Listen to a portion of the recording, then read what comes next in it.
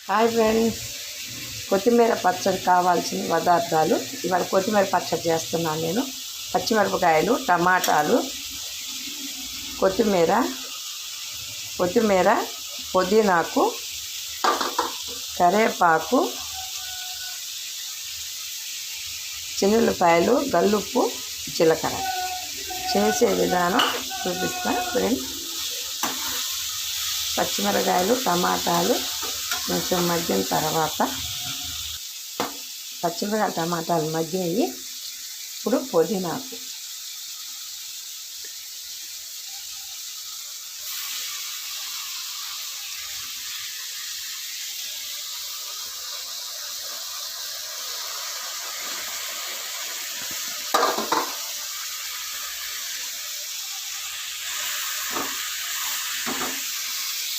పుదీనాకు వేసి కలుపుదాం.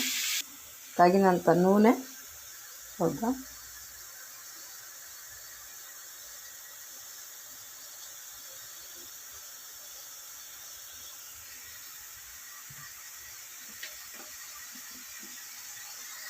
అలానే కొత్తిమీర వేస్తున్నాను.